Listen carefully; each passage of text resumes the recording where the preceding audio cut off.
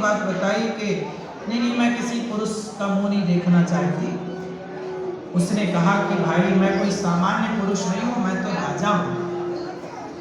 आप मेरे सामने सेफ हैं, कोई परेशानी होने की जरूरत नहीं। वो बाहर निकली तो राजा को देखकर उसके मन में प्रेम जागा, और प्रेम जागा,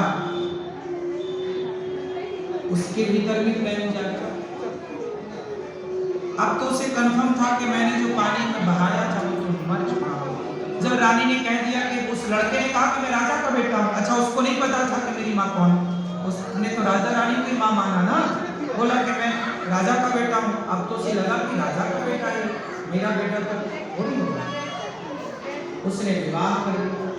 विवाह करके जब घर गई तो सास ने स्वागत किया, बहू आई तो पूछा, उसके अंदर डाउट तो था, तो पूछा कि ये जो मेरे पति हैं ये आपके बेटे हैं ना?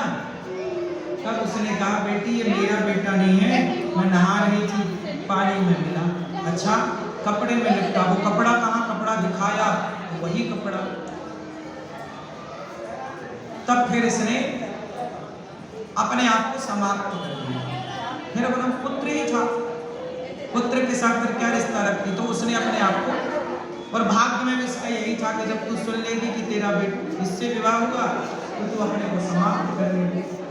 कहने का तात्पर्य ये इस कथा का कि चाहे वह माता ही क्यों ना हो, वो अपनी बेटी का भाग्य भी क्यों ना लिख रही हो, लेकिन भाग्य में वो अपने मन से कुछ नहीं लिख सकती।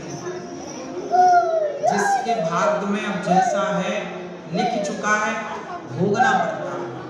अब ये प्रश्न खड़ा हुआ कि भाग्य लिखा किस आधार पर जाता है? मैं राजा बनूं